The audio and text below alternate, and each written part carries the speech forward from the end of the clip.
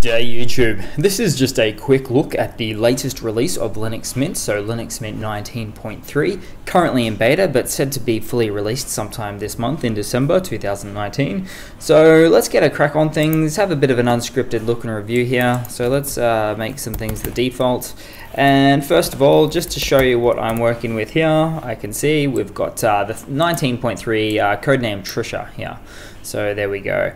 Anything else of interest here? We might have showing the kernel, which is nice to see. It's jumping across to the 5 kernel, which is uncommon for Linux Mint 19.1, 2, and now up to 3 at least. It's changed there, so that's good to see.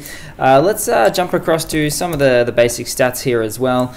But something actually I might get into a little bit more with a later video, but very little RAM use, which is nice to see.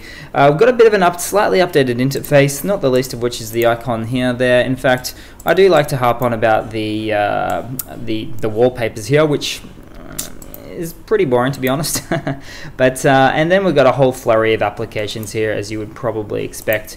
Now, something that I don't always get into with the actual applications themselves is you can pretty much download any of these for any Linux distribution, no questions asked. But got a bit of this and that going on.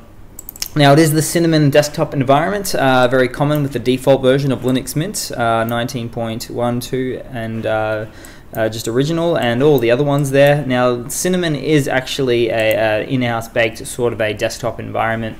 I am saying that as I am sort of running through the window manager here, but as we can see, the window manager, not unlike Ubuntu releases, is running the Nemo Windows environment there.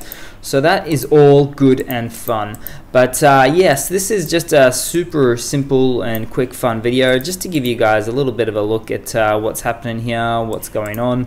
And from the outset, it does look quite similar. I'll get into that a bit more further later as my Alexa is going off. But cheers guys, hope you've enjoyed. Got to cut this one short.